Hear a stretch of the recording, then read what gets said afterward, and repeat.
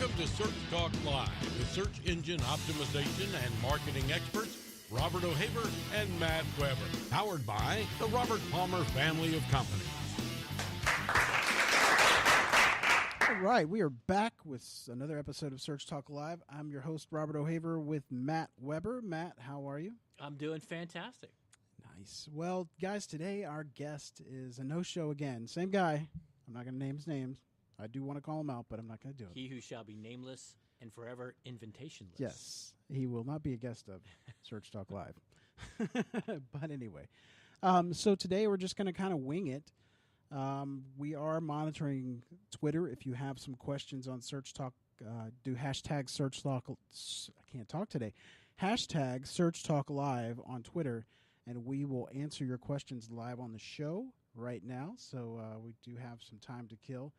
While we're doing that, Matt, why don't you tell us about your company and where you come from? And I'm the CEO of Roar Internet Marketing, and then I have a really interesting additional work that I do, and I get to work with the Grow with Google team, and I travel all over the country and helping people improve their digital strategies through some of the Google tools. I just got back from Delaware, spent a week in Delaware with some really talented people from Google. We were in Wilmington and Dover, and for those of you listening to the show who attended those events, we were talking to hundreds of nice people. Thanks so much for coming out, and that was a great event. And that was people who are starting a business, thinking about starting a business, or are in kind of the second stage entrepreneurship. They've got a business going and they wanted how to optimize it. And Google really does a great job of teaching them some of the basic Google steps in local search, in Google AdWords, and in Google Organic. And so we had a couple really great classes. Nice. How long are those sessions? They're day-long events, and people get to come and they get to pick a class, whether they're more interested in analytics or whether they're interested in local or whether they're interested in organic. And they choose. And many people come to all the classes, and they spend the whole day there. And some people may come because they have a particular problem. And usually we do see a lot of businesses who are marketing to a very specific local geography. So local search in Google My Business takes up a lot of the agenda, which is great for me because I'm very passionate about local search. Yeah. For me, it's probably the single most important thing that somebody can do who's marketing a business to a defined geography. You have to go to bed at night knowing that you've got that channel nailed down before you move on to other things. Yeah, I mean, if you don't know what you're doing, you can really spin your wheels. Yeah, and if you can, with some very few simple steps, you get to propel yourself in front of other businesses because getting in that local pack is gold for small businesses. Yeah. And that's one thing both you and your wife are pretty knowledgeable on. And we had an episode with your wife on it and talking local search. And, man, opened my eyes to a lot of things. Yeah, and some of the things that people don't do well, it starts with the basics, claiming your Google My Business account. So that's the basics. And then what a lot of people don't realize is that now called a profile, new name, is constantly evolving, that Google's adding a lot more things that you can put into your profile. So a lot of people said, oh, yeah, I claimed that a year ago and I verified it a year and a half ago and I haven't looked at it since. Well, that's not optimizing it. So now you've got to go in there because there could be new categories that you could choose. They took the business description away, brought it back. And then there's these things called attributes that you know about that are kind of like descriptors of your category. And those change all the time, and they're category dependent. So if you're a restaurant, one of your descriptors or your attributes is going to be smoke-free, family-friendly. But if you're a plumber, it might be veteran-owned. It might be LGBT-friendly. They're always changing. So yeah. You got to make sure you go in there and check them out every once in a while. Absolutely. We just had that discussion with our sound engineer here. He was going through his look Google My Business, and he didn't know much about it. And do you have a mic? No. Oh, okay. But anyway, I walked him through in some steps to like just basic stuff like pictures, making sure that the pictures are professional, putting what services he offers, a good description, just the basics. And he said he's starting to get calls. And you get a lot of people that say, well, I don't have a very photogenic business. Yeah. And you would imagine that for this studio, when you and I aren't here, it's probably not very photogenic. Would you agree? Right? When Yeah, absolutely. But you got to be creative. You've got to. Do you have a great warranty? Then take a picture. Take a picture of that warranty. Do you have an interesting new product that you just started? Then take a picture of that new product. In fact, if you have an important document, let's say you're an accountant and you want to share people what your retainer agreement is, take a picture of it. Yeah. So think a little bit out of the box when it comes to photographs, because you can't upload too many photographs. And I don't mean that from a physical limitation. I mean that people have an enormous appetite for looking at photos on their Google My Business profile. I'd have to agree. I mean, it's most businesses really just don't even know it's there. Yeah, it's surprising, and I say this with all sincerity. I mean, for a lot of my clients, it is the single most profitable channel. And it's free. Yeah, and once they learn about it, once they get it, they're like, don't ever take that away from me, Yeah, exactly. And I'd say for people who are doing this themselves, you got to download the app. Yeah. It's so much easier to manage sure. your GMB profile when you have the app. It's available both at the Google Play Store and in the Apple App Store. And here's the crazy thing, and nobody from Google has been able to give me a straight answer to this. Why is there some functionality that you can do in the app that you can't do on the desktop? Right there, I think you can edit on the app. Like, what? Yeah. Why is that? And for most businesses, where are their photographs that they're going to put in that profile? They're on their phone. Yeah. So it's the easiest way to do it. Yeah. Maybe that's a future feature. Future feature, yeah. Yeah. The other thing too is reviews. I mean, obviously reviews way strong. It really should become part of any business's kind of workflow with their customer base. Getting them to give you good reviews on your product or service that you offer. I mean, it used to be a ranking factor. I don't think it is anymore as far as the local pack. Yeah, there's some debate about that. The last survey that Moz Local did, that went out to people who do a lot of local search, they did indicate that reviews were a ranking signal still for that. But when we say reviews, we don't know whether that's quantity, quality, etc. Yeah. But in some level, I do think that they influence whether or not you get in that local pack. Yeah, I'm not sure because I've got a business that they have a lot of competition, but they have the most reviews and the highest rating on the reviews. And I mean, they're in the top 3. They're 3 or 2, but back and forth. But I don't really see them jumping up to 1 because they have the most reviews or the highest. Yeah. There's another stars. really dollar-sensitive issue, though, in addition to ranking, which is very dollar-sensitive. It is really about, does it affect business? And though these reviews, I know you and I call them the silent killer.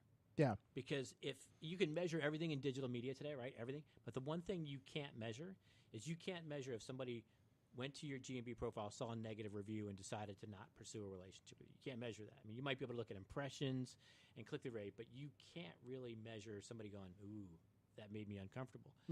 So the number one question I get when I travel is, how do I delete a negative review? Which you can't. But you have to respond to them all. Yeah. And some of the research out there... Well, you don't have to. It's in your best interest. It really is. Yeah. Because some of the research out there seems to show that what consumers look at is they look at your engagement and your commitment to your customer's satisfaction. Right? Yes. They're not going to drive their car off a cliff because you got a negative review. Right. But what they do goes, hey, man, they're not in it. They're not in it for their customers if they see a bunch of reviews that are unanswered. They're just not committed. So if customers look at that and they go, that's the number one sign for them as to how committed a business is to its customer satisfaction. So you, as a business owner, you got to ask yourself, how committed are you to your customer's satisfaction? And then you got to know that people look at your response to reviews as the number one interpretation in their mind of that. Yeah, and it goes both ways. I've seen traffic increases from Google My Business because obviously you want to use UTM tracking on those links to your website to, correlate those. Yeah. But you really putting comments good and bad. I mean, not your bad, but I'm saying if your reviews are bad or good, talking to both. I mean, answering both of them. No question. Answering, if they said, "Oh, they're the best people in the world," you come back and say, "Well, thank you. We try our best." Something.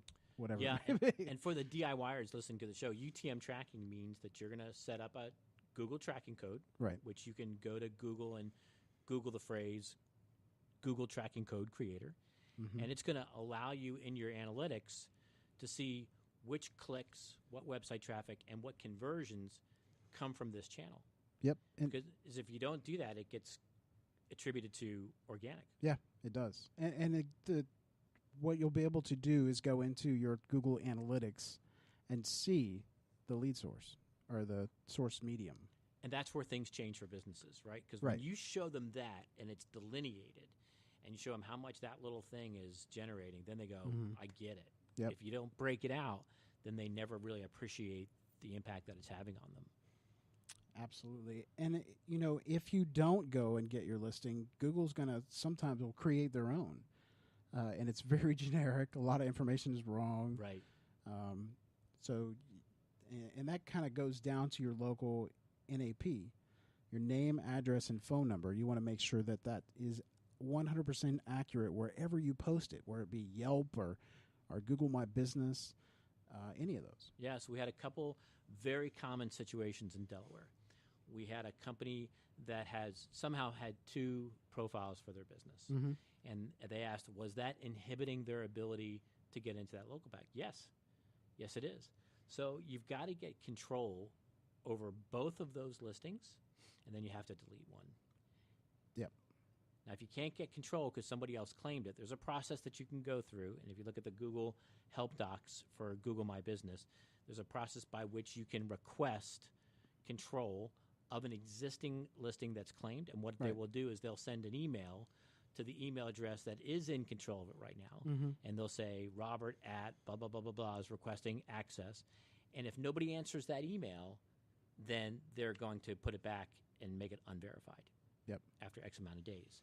So it's about getting control over those. And then the other thing that we see is that I claimed this, and I forgot what account that I claimed it under. And kind of the same thing, you have to follow a very similar process because in that case, they're going to send the form to hopefully your email address that you just forgot, and then you're going to let another email address verify it. Yeah. And the other thing, too, we see is if your business listing goes unclaimed, your competition can actually snipe that, right? Yeah. In fact, there's more spam happening with local search than most people realize. A good maybe 10 to 15% of what we do for clients in local search is fighting bad guys. Now, you might say, what do bad guys do with local search? And the most common thing that they do is create fake profiles that are keyword oriented. And I'm going to take a risk here. And I'm going to give a very specific example, and I feel comfortable giving this as an example because because this one is 100% true, and you can go see it. So if you Google the phrase Tampa Pest Control, you're going to see a Google My Business listing for a company that seems like it's called Tampa Pest Control. But when you call them, you know what they do? They don't answer the phone Tampa Pest Control. They answer by some other name. Yep. So they created another Google My Business profile with another address that has nothing to do with their brand name. It's all completely fake. And guess what? Not surprisingly, they ranked number one for the phrase Tampa Pest Control because they've represented falsely that their business name is Tampa Pest Control. And that is something, my friends listening, you should do if you're doing local search. I call it sniping. What you do is you type in the keywords that you're trying to rank for locally and see if those come up in your local search listings. Because what you can do is you can request to edit it. First, you want to go to their website and make sure their name matches the title of the listing. Which is the most common issue. Yes.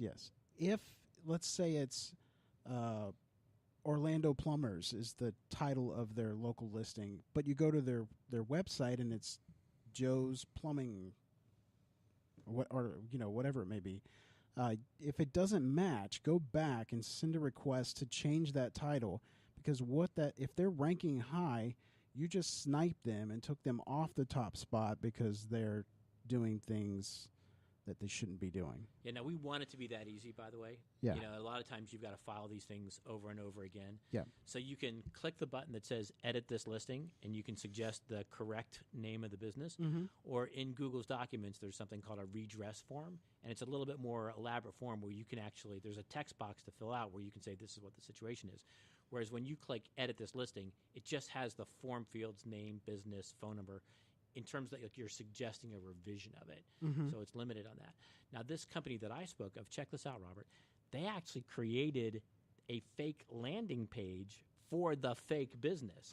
So Wow. when you click website, it goes to a fake landing page. The only way you find out that there's something wrong is when you call them and they answer the phone. Wow. It's pretty well thought out. Yeah, but it kind of gives you a sense of what the stakes are. Why are the stakes so high? Because this channel is so profitable. Yeah. But you can eliminate a lot of competition that way. Just going through and, don't just go for the first 3. Just go down like maybe 10 or 15 different listings. And if you see that, get it changed. Because if you're even lower, you're going to raise yourself up, even if it's just 1 point, Yeah, now here's a harder one to combat, and that's fake reviews. Yeah. Kind of the same issue that you've got on Amazon and a bunch of other sites. You go to a company, you look at their GMB profile, and oh my gosh, they have 100 5-star reviews, and every one of them says this company walks on water. Yeah. Something just doesn't smell right. And there are still businesses out there that for a fee will create a fake Google account and do a review, and they paid for that. Now, how do you combat that? See, Google used to let you see the review history of each individual reviewer, and they don't let you do that anymore.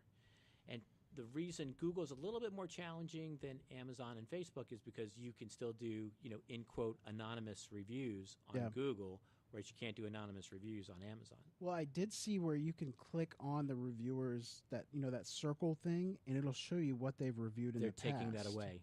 Oh, really? Yeah, it's not visible 100% of the time now. Oh, wow. Okay. Yeah. Huh. That makes that, because when you do that, which is fascinating, when you could be able to do it, you'd see that they've written the same exact review and just changed one word in 20 different places. But you think Google is picking up on that? You would think so. Yeah, you would think so. I mean, they got search pretty down. Yes. Yeah. I don't know if you saw the article that's running around the internet this week about Google sending out a survey to Google My Business profile owners. And in essence, it's a fairly evolved survey about what services you would be willing to pay for. And, some of them are merchandised under possible future services in GMB. But as it's spreading around the internet, it's giving a lot of people the impression that maybe Google is going the direction of GMB is going to start with more paid features. Really? Yeah. Wow. Well, I mean, it's kind of integrated into AdWords, so you can use it there, but you're talking about it separately in its own little entity type of thing? Right. So, there are about 12 different, maybe a little bit more than that, booking engines that you can automatically integrate with your GMB profile. Yeah. What if they expand that? And they say, hey, would you be man. willing to, for a fee, have an integration to this and to that? Or what if they said, hey, if you want a green box around yours when it appears, do you want to pay for that? I see. My nightmare scenario is we go to a 10-pack locals, and then the first page is just nothing but local listings, Yeah, and we had a guest, Rand Fishkin, said, he talked to you and I like we didn't see the forest of the trees because, hey, they've got to monetize it. There's only so much real estate on the search engine results page. Why wouldn't you, if you were them, try to figure out how do you make more of that real estate monetizable and less for free? I mean, duh. Yeah, right. And I mean, they do have algorithms that, for the organic search that they're, I still see more than one page for one website on local listings on occasion. But supposedly their algorithm's supposed to be only giving you one. Right. But I'm still seeing it. Now, this survey, the people that wrote about it, most of the people that wrote about it are in Europe. Mm-hmm. Now, some people who are responding to the survey said, wait a minute, you can go back 8 years and you can find Facebook doing the same kind of survey where they're trying to judge how much is their service worth to you, right? And they've Yeah. been doing it for years, and they ultimately concluded that we are not going to pay for Facebook as users, right? And so that maybe this is really just this kind of trial balloon stuff goes on all the time, and maybe it's not that significant, is what some of the people are saying in response to the survey. But then other people are saying this survey that they sent out was so evolved and so detailed that it really left you the impression that this has achieved some level of seriousness within the product development process at Google. Yeah, I would hate to see them do that. I mean, obviously I come from an SEO background, but it could end up being like the early days of Yahoo, where it was just ads all over the place. You Right. know what I'm saying? And Yeah. that's going to push people away. Yeah, and I think one of the things that helps is that you don't think of it in these terms, but every single time you use a Google search engine results page, you're participating in a giant body of research. Oh yeah. So they're measuring what was displayed, what was clicked on, what device you were on, where you were from, what was the situation. And every single time you do that, you're in a clinical research study. So they have a really good idea of what our tolerance is for clicking on what and how many ads, and they've pushed out a bunch of different SERP formats to test a bunch of different things. So I have confidence that they're going to do the thing that keeps at the end game, which is the user satisfaction, right? Because the whole thing stops if people who use Google Right. don't get what they want. I think they're going to do the right thing for the ultimate end game of making sure we get what we need out of a Google search engine results page. Yeah, they have so far. I mean, it's mind-boggling because, what is it, 5 years ago, we didn't have local packs showing up for majority of the searches. Right. Google, when you ranked, you were ranked number, well, if you count the ads, it was 2 and 3, and then the organics. Now it's 4, local pack, then you've got 4 more at the bottom. It's just, Right. it's nuts. Never Yeah. thought that would happen. I think we probably want to get back around someday to dedicating a new show to local, because then going through the pluses and minuses. And I think one of the things to talk about, because there's people on both sides of this issue, what about the paid services for local search who promise to put all of your data in the aggregators versus the method that you and I use, which is roll up the sleeves, elbow grease, and do it. And what's the pluses and what's the minuses? Because there's some companies out there with some pretty good sales pitches that say, don't worry, we'll do it all for you. And they've got a piece of software that populates some of the key elements of that. Well, I mean, if you look at it from a business standpoint, Google, they're doing what they need to do to make more money. Because if you're pushed down to, what is it, 6 now in organic, you have to have your local business listing. You have to do some sort of minimal brand paid advertising to make sure you're in those spots, because you want, just like what Rand was saying, you need to be all over that page. Yeah. Yeah, it's basic retail marketing, right? It's shelf space. Yeah. You want to capture as much of that shelf space as possible. And again, for the DIYers listening on the show, we oversimplify things to sell it, right? When you agree in digital marketing, we oversimplify things. So we say, okay, person clicks on ad, person goes to website, they do the thing we want them to do. Well, in truth, so many other things happened in that journey that motivated that person to do that. And it might have been the presence of a local listing on that page that motivated them to click on the ad. It might have been the presence of an organic listing that motivated them to click on that ad. It didn't act by itself in most cases. And on top of that, to get those, you have to do retargeting. If you're in an industry that allows it, I mean, if you're obviously in medical or something, you can't do that, but you got to retarget these customers, because, I mean, our hand is being forced to, excuse me, our hand is being forced to do paid advertising, along with that local listing. So you want to follow that customer as much as you can and pound it into them that you're the brand that they need to go with. You know what I'm saying? Yeah, oh, absolutely. And it's, again, another example of how we oversimplify things. Yeah. Person clicks on ad, they go to the website, and they do the thing that we do. Well, let's say you're doing really well. You might have gotten 10% or 12% of the people to do that. That's 88% of the people that you paid for Yeah. that didn't do it. Mm-hmm. So why do you leave them on the table? And why didn't they do it? That's the fundamental question we have to ask ourselves as digital marketers. Yes, it's great that the 12% did it, but why didn't the 88% do it? Right. So was it the form?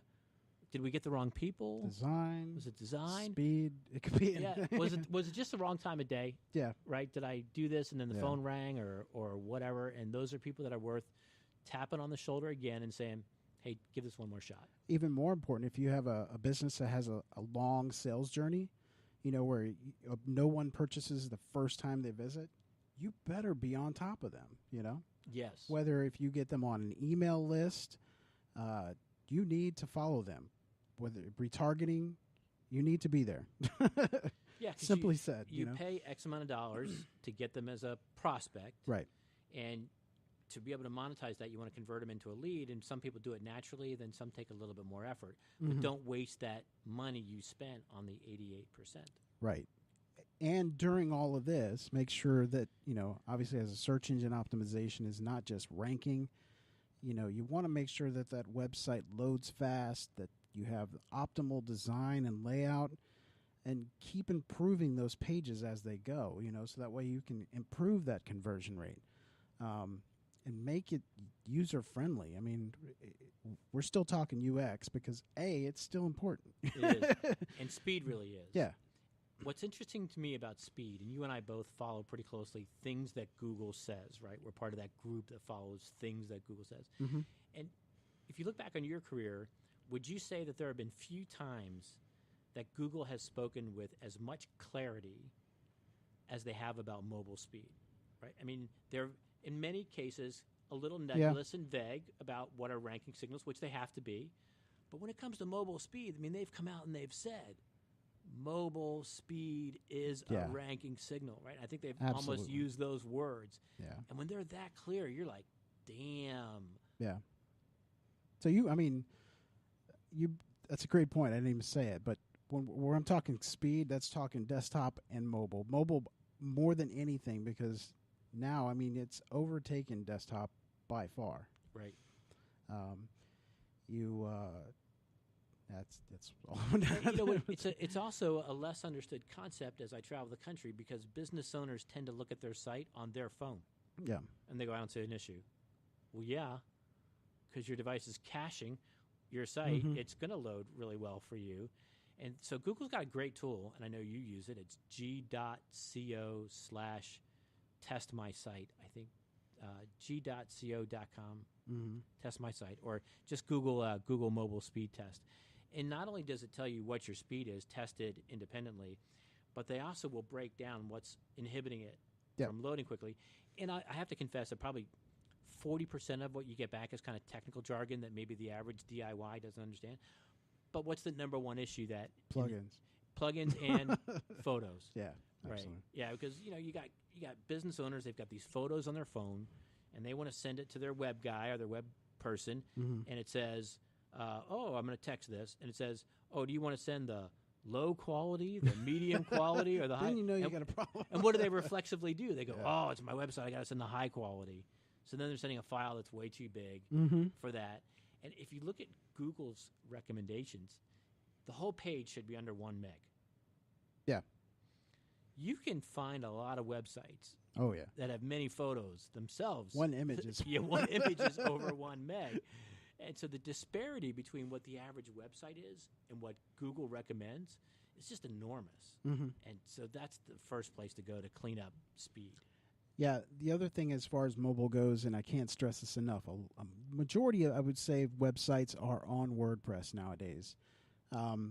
Make sure that you look at your mobile website. Don't just build this beautiful looking website on your desktop and think that, the mobile must be looking awesome too, because I would say 50-60% of the time it doesn't look the same. Your hamburger menu, it doesn't lay out right, or it's, just things are not laying correctly. You've got to have a good user experience for the mobile user. And one of the clients, a good story to tell you is one of my clients that I just recently he had a website already. The website wasn't too bad. The it was done in WordPress, but he wasn't getting conversions. You really on mobile could not navigate the navigation. It was like it would go down like 4 levels before you could actually get to the services, and then when you get to the services, there was no forms, no phone numbers, no nothing. And he's like, why ain't I getting conversions? Well, Yeah. I mean, it took me a whole maybe a week to fix all that stuff, and then he's just gangbusters now. I think theme builders are getting better. Yeah. But in the marketplace, there are still a lot of themes that operate under the take the big thing and make it small philosophy of mobile development. Yeah. And so then they're not customizing the mobile experience. You've got hamburger menus that are with the lines that are too close together. One of the things that I do when I travel is I tell people, I say, stick your thumbs right out in front of your face and stare at your thumbs for a second. And then ask yourself if those things look like precise navigational aids to you, right? Yep. They're kind of clumsy. And so you're not navigating the mobile website with a cursor and a mouse. You got to look at your thumb, and you got to say, how dexterous really is that? And so you just can't take the big thing and make it small automatically, which is what a lot of themes do now. You've got to go in and you got to customize, and you got to make a better mobile experience. Absolutely. Well, guys, we've got to take a break real quick, and we're going to talk some more geek in just a few minutes. Today's episode of Search Talk Live is sponsored by Directive is an industry-leading search marketing agency fully focused on helping B2B marketing teams increase their results. If you're looking to increase your marketing qualified leads and decrease your cost per acquisition for search engines, I'd highly recommend you take a look at their site. We've actually had their CEO, Garrett Marguth, on the show, and I can honestly say these guys are doing some great stuff. I hear that they even have their own analytics system that lets you correlate your SEO, PPC, or content efforts directly to revenue. If you're a B2B company and thinking about switching agencies, or if you're in-house and need help, I'd give Directive a look. Visit directiveconsulting.com or call 949-214-4024. Again, that's 949-214-4024. Again, that's Directive at directiveconsulting.com.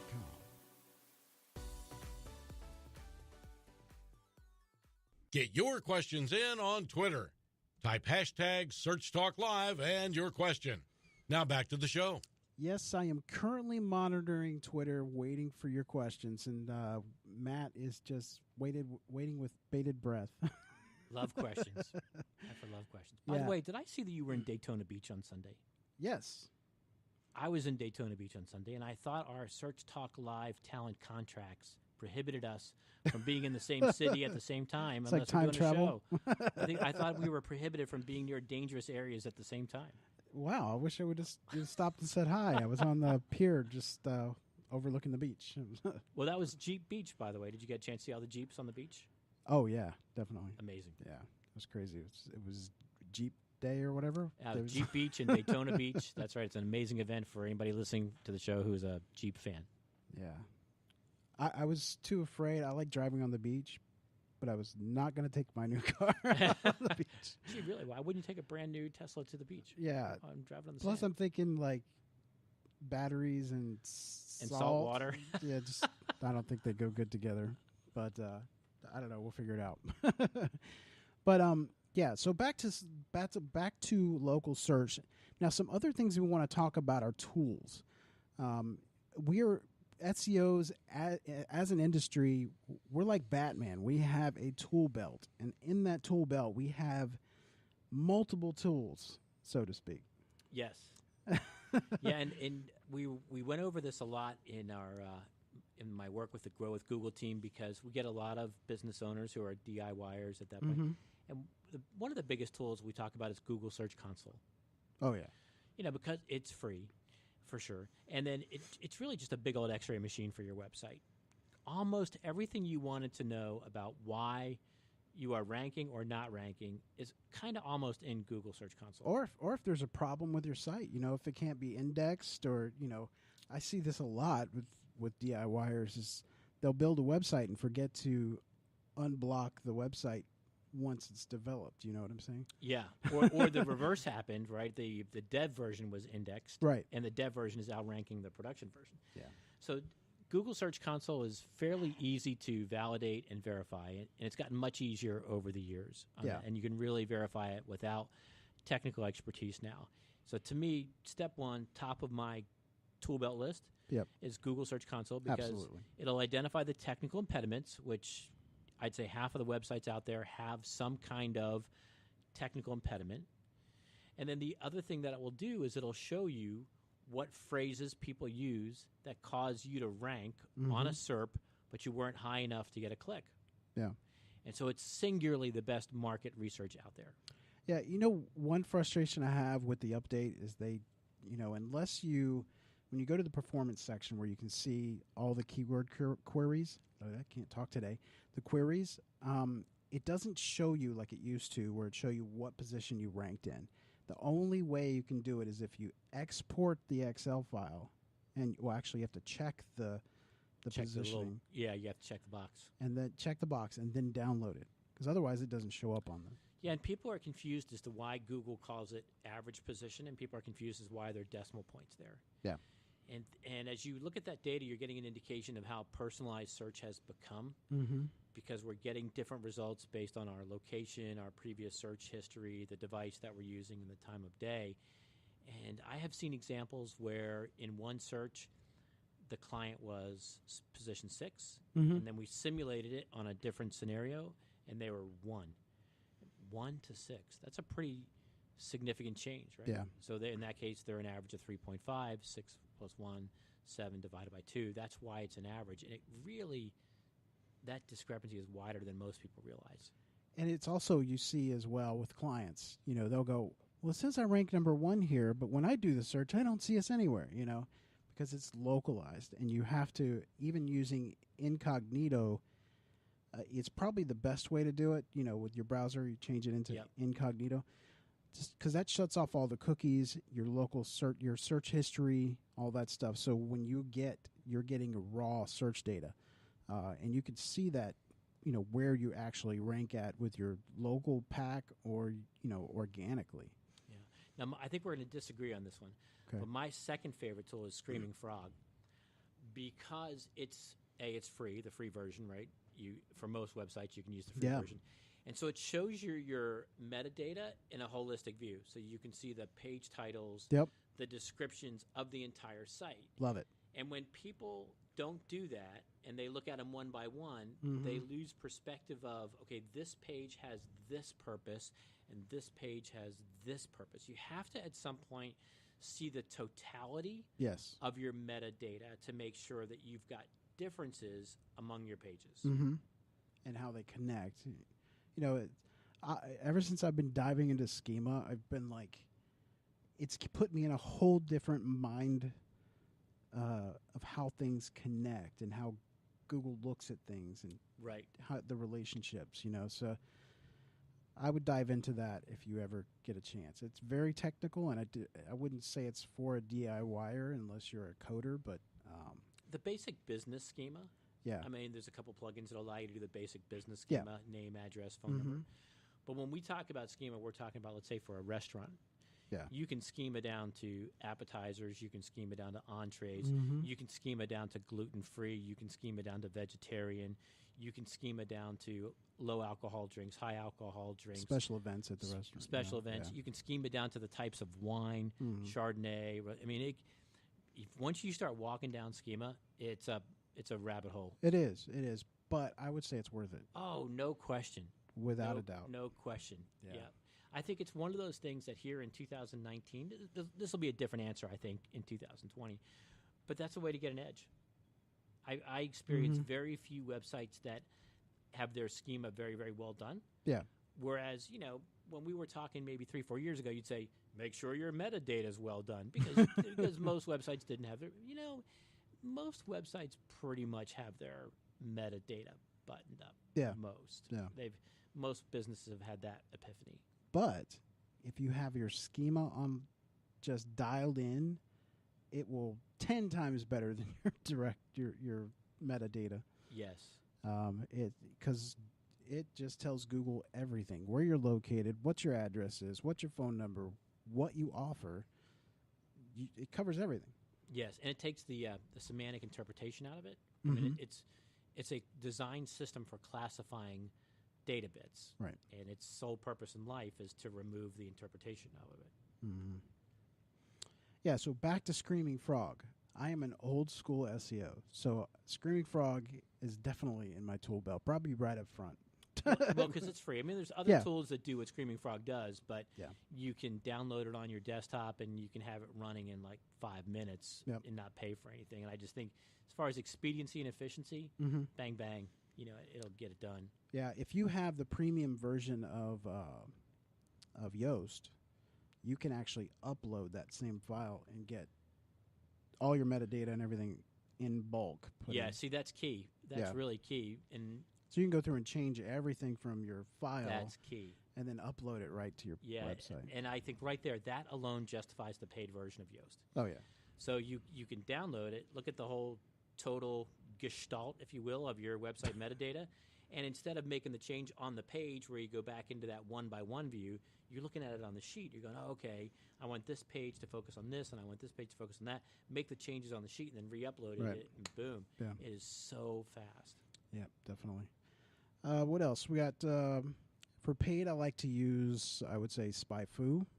It's not 100% accurate, but where it really gives me value is it really gives you a more holistic idea of what keywords and phrases that other companies are using that are very, very successful and have a good ROI. And it's not 100% accurate, but it does offer you, big spenders, people that are spending the most money on their ads and what ads they're using. It'll show you multiple months of where they ran that same ad over and over again, and those are good cues that say, must be a successful ad. Yeah, what's the old saying, right? Fish where the fish are. Right. Yeah, Right. so if you see other boats in that part of the ocean, then you're pretty confident that there's fish there. Yeah, it gives me a good idea of how to write the ad, the writing style, and what kind of titles to use. And obviously, I wouldn't copy it or anything, but it definitely gives you the cues that you need to be successful with those ads. Which kind of highlights my third favorite tool, which is also free, which is your competitors' websites, which I think a lot of people forget to do. So go do the search that you want to rank for, Oh, yeah. and just look at the competitors and start deconstructing them. Even running Screaming Frog Mm-hmm. on your competitors, Yes. to deconstruct them and see what they're targeting Mm-hmm. on that. Everybody has a competitor who's got this already figured out. Yep. So why reinvent the wheel? They've already done the keyword research, and I think if you look at their metadata, you'll get a sense as to whether or not the keyword research was done by someone who is skilled, Mm-hmm. right? It's not just happenstance, the words that are in their titles and their descriptions. You start looking at that, and you look at the construction of the descriptions, you look at the construction of the titles, and you go, okay, somebody who knows what they're doing did this. Yeah. You've just hit gold. So that's my third favorite tool, is work that other people has already done. Yeah, and I have found that you don't want to just go and look at the one that ranks number one. You want to look at probably the first 8 to 10 pages, because some competition do it really well, and then some of them just suck. I mean, they still rank, but their content to create that action that they want on the website is absolutely terrible. Yes. As far as filling out a form or calling a phone number, it's just you have to have a really good eye for that stuff. Look at but it'll give you an overall idea of how to write your content, what style to write it in, and then you'll find those ones that are really good at what they're doing as far as making sure that your information is dominant on the website, that the forms, just the basic stuff are good, their load times are great, all that good stuff. Yeah, the biggest trend we see now is that you've got to write content that is useful.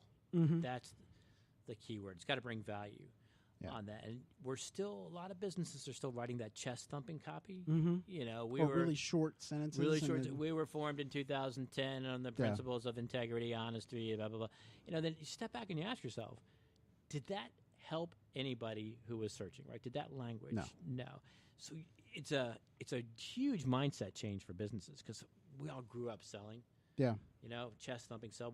How do I convince you to buy me? I tell you that I'm the best, right?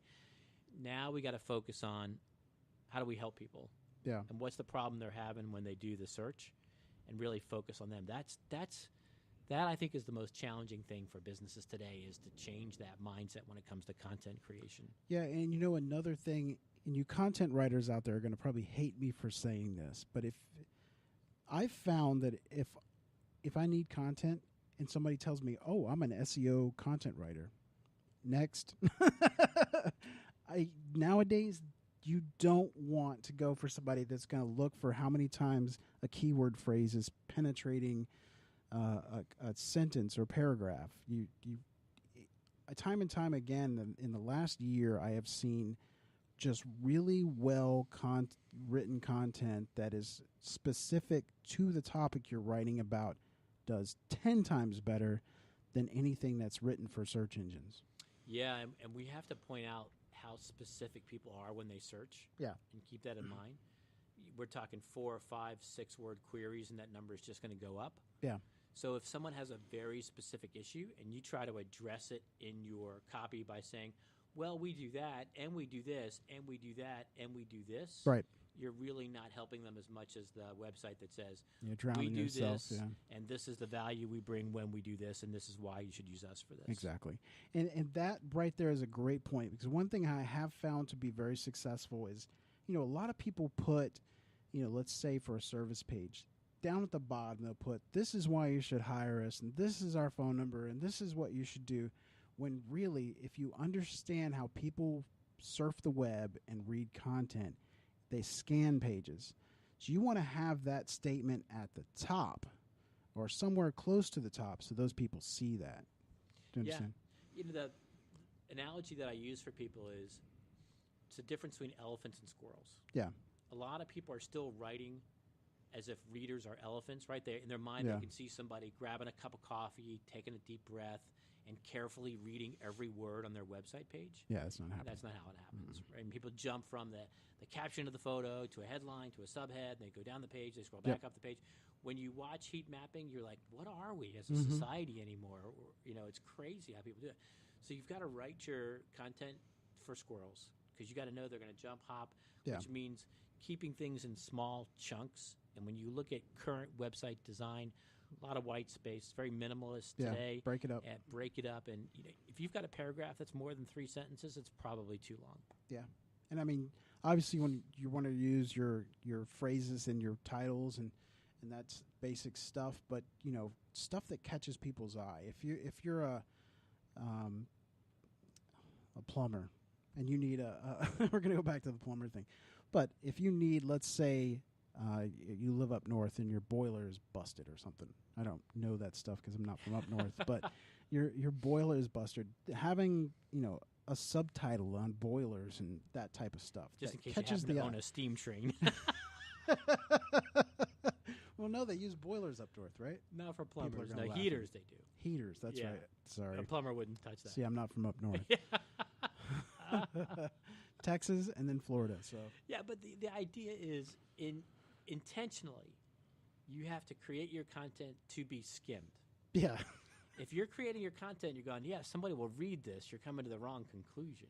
It's will they skim it? Yeah. And have you made it easier for them to skim it? Yeah. And another thing I wanted to throw in there, because I've been running into this a lot lately too with clients, is when you're writing content for a website. Let's say I have a client that is a lawyer and he does dog bites. If you were bitten by a dog, well, I found that the content strategy was weak because they're doing articles on the top 10 most ferocious dogs or what to do. It was all past, just informational stuff. There wasn't anything, what should you do when you're bitten by a dog or those type of articles that are, happening now, not, just people looking up, pit bulls or whatever. Right. I think almost every business needs to kind of start with the how to buy article. Yeah. Because business owners, if you talk to them, they all have well, when someone buys my service, these are the things that they should look for in their brain, right? Right. So write the how to buy. Here's the things that you should look for when you buy blank on that. And that's helpful content. That's the type of content that gives people value. How to buy your product or service. Yeah, you really have to think out of the box. And I'm not a writer by any means, but I know what Google likes as far as writing goes. But you've really got to stick to the meat of it. Don't go off topic. Try to stay. It's hard to say because it's different services and different. You got to give the searcher what they want. And I tell people, if you want to summarize what digital marketing has come down to now, it's he who gets the searcher what they want the fastest wins. Right. And it's not always just answering a question, because, I've found a lot with informational stuff, people looking for answers may not necessarily be a buying signal. Like, Correct. you know what I'm saying? Like, you might want to know how high Mount Everest is or something, Right. So having that kind of content on your site, unless you're selling hiking gear or something, or mountain climbing gear, may not be the best thing, Yeah, I think we've slipped into an advanced topic here, but understanding that funnel, Sure. that what do people search when they're not committed yet, but they're just Correct. researching, versus what are they researching when they're actually getting ready to pull the trigger. Exactly. And for most business, that can become more well-defined than I think a lot of people think on that. But that's the mindset. I mean, you've really got to, when you're writing your content, you're doing it to benefit your client, not to just give information to whoever's, just searching for information. Yeah, but it is a fine line, right? I mean, you've got these two masters. You got to serve the Yeah. user, which we know becomes more impatient, less willing to read, more visual sensitive every day that goes by, and you have to serve the Google bot, Yep. which has a completely set of different needs than what the user has, and you've got to be able to master the intersection of those two things. Mm-hmm. And that's why it's tough, by the way. Yep. I mean, if that part wasn't tough, everybody would do it and everybody would be successful. Mm-hmm. Yeah, and we kind of went off topic. Let's jump back on tools. Sorry. But I hope that everyone got the idea on what we're talking about here. So other tools for paid, what would you say? Well, free tools. You're on free stuff. That's right. Yeah, I'm on free stuff, and I think you got to learn the AdWords editor, the Google Ads editor on that. The latest version is phenomenal, and that to me is a tool that, for whatever reason, never got the grace and sophistication in design that the rest of the Google products did. Mm-hmm. And this latest version, I think they finally turned a corner on the UX of their own product. I mean, it was always very functional. Yeah. But it was even visually hard to look at. Yeah. But now it's a little easier in the eyes, and it makes much more sense. And I can remember days where you really had to commit to learning the editor, and I'm talking like version 5, version 6. Mm-hmm. Now I think you can learn the editor in 20, 30 minutes. Yeah. And the impact that has on your time, if you've got even a moderately complex account, it is just an enormous time saver. Oh yeah, definitely. Especially when you're open. Let's say you want to copy a campaign to another account or something. Oh, Account to account work, Yes. which is great for people like you and I work in multiple accounts. But even people who have multiple campaigns, like maybe you've got 3 different campaigns and they all serve a different geography, but you want the content to be somewhat similar. So you create the change that you want in campaign A, and then you just copy it to campaign B and campaign C, and it's so lightning fast. Yep. Let's see what's some. Which, by the way, I'm surprised that Google does not offer that as one of the levels in the Google Ads certification. Yeah, they I'm should. really surprised that they don't offer as one of the That's true. extra courses that you can take. Yep. I don't know of any other free tools. Well, Google Analytics, of course. I mean, you can't. Well, yeah. You can't live Sorry. without that. For free tools, I do think some of the readability exams that you can find on the internet. Yeah. You can get it with the Yoast plugin. The free Yoast plugin will give you some readability scores. That's going to become more important to people, I think, as we continue to witness this lower and lower intolerance for people to read, which, by the way, scares me personally as a society member. Mm-hmm. As you continue to see that, you're going to have to kind of get a handle on how complicated are you making your subject matter. Yeah. Because it's kind of scary about people just don't have the energy to read complex thoughts anymore. No. It's crazy. Yeah. Give them pictures, give them icons. I mean, you look at a lot of web design and look at how much icons are a dominant element now in contemporary web design. We can't put the word anymore. Yeah. We have to put the icon in order for it to work. Yeah. So let's go to paid, I guess. Unless you have another one? No. Paid tools, your favorite?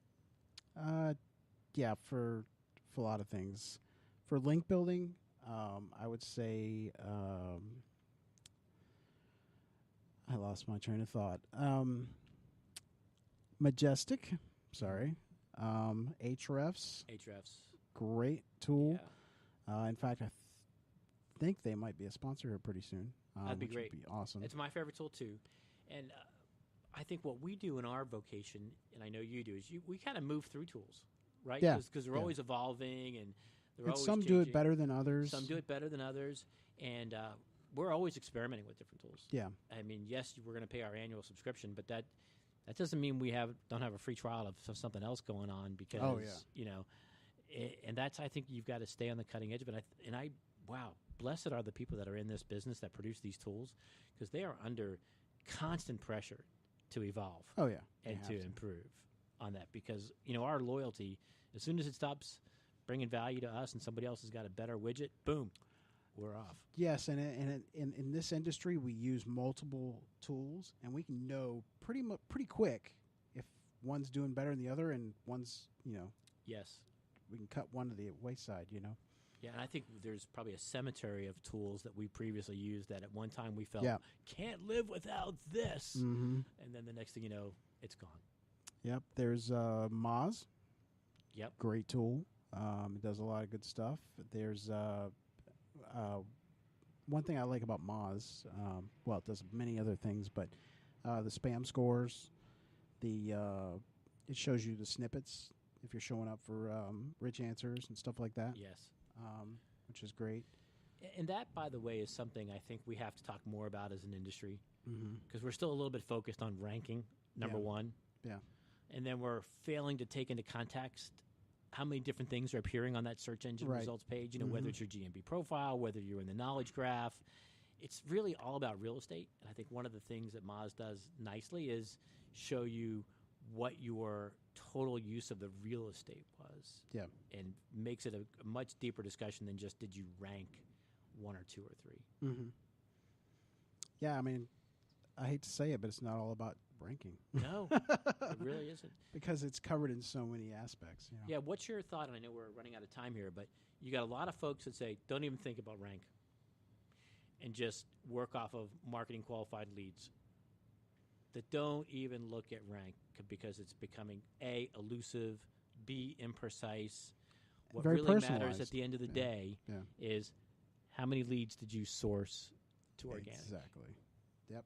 I totally agree with you. Yeah, we're big believers in that, and unfortunately, clients haven't transitioned to that thinking. So you've got a lot of clients that have worked with agencies over the years. So first words out of their mouth is, "Where do we rank? Where do we rank?" And that's a difficult mindset to get them to change from. A lot of clients are, "What have you done for me?" How many contracts have you gotten me, or how many sales, or whatever?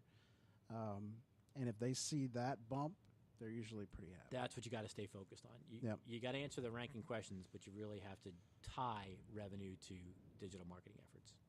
All right, Matt. So it's time for your Search Talk Live tattoo.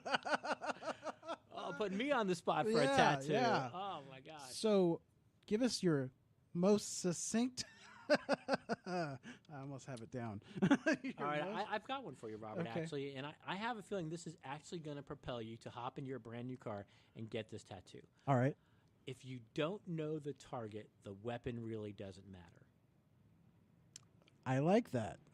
Yeah, because where do people go get misdirected in the beginning, right? Yep. You can talk about all these tools that we just talked about, but if you don't know what keyword you should be going after, none of this really matters. Yeah, you're in the wrong business. Do your homework and figure out, at Roar, we call them money keywords, and we classify what are the money keywords for each client. Yes, we're working on a bunch of stuff. But at the end of the day, when all the dust settles, these keywords are the ones that they have got to rank for, the ones that we've got to have 100% impression share for in Google Ads. These are the ones that any loss is unacceptable. Yeah, so let me ask you this, and I know you run into this quite a bit with clients. What if a client comes to you and says, I want to rank for this keyword? What do you tell them? Happens all the time. Oh, yeah. Happens all the time, and you. This is where you've got to be very good with your analytics and your data, and be able to show them that that's a wonderful thing to rank for. But unfortunately, nobody uses that term, and that is most of the time it's that, and we get derailed. Yeah. Right. I mean, people only buy X amount of hours from us in a month, and we'll spend 6 hours just creating the defense of why that is not a particularly good strategy. But listen, let's talk candidly here. When all else is done, it's their check, it's their payment, and if they want to rank for that, right, we're gonna get them to rank for that. We're gonna make sure we made a cogent case as to why that shouldn't be the case. If it's highly competitive, do you make them do 5-year contract? Yeah. Clients don't typically have a long range view when it comes to that. Yeah. But you're right. I mean, it's all about setting expectations and educating the client. Very difficult thing to do. Yeah. All right. Well, guys, that is the end of the show. We talked through the whole hour. A lot of good information, I think. What do you think, man? Unrehearsed and unedited. Yes. It's improv at its best. This is going to be a Netflix show. I can feel it. All right, guys, I want to thank you for listening to the show, and I love all of our listeners. You are great. If you have anything you want to question us about or ask us about, just send us an email, Robert at Search Talk Live or Matt at Search Talk Live. Where can they find you on Twitter? They can find me at bestwebdesignfl. And your website? Is roarontheweb.com. And Smilelytics. And Smilelytics. You can find me at Smilelytics, which is SMYLELYTICS. Smilelytics. And SMY. your new tool, which I think is really, really cool. Why don't you tell people about that? Which is PPC. I've got two of them now. I've got ppcprojector.com, and people can build PPC models on there. They can kind of figure out what's their threshold for a cost per click that can remain profitable, and that's ppcprojector.com. Nice. All right. So go check those out. Also, if you're a fan of the show, please follow us on Spreaker and go visit our sponsor at directiveconsulting.com. Check them out, and you can hit us up on Twitter as well, at Search Talk Live. And anything else you want to add? That's it. I want to say hi to everybody from Delaware who's listening to the show because we met with Grow with Google. I want to say hello to the whole Grow with Google team out there. It was wonderful working with you guys. And thanks for everybody for listening. Nice. Thank you very much, guys. We'll see you next week. Bye-bye.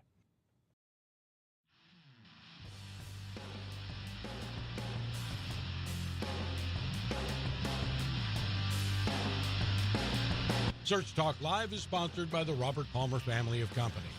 If you have questions for Search Talk Live, or you're interested in being a guest or a sponsor of the show, email Robert at searchtalklive.com.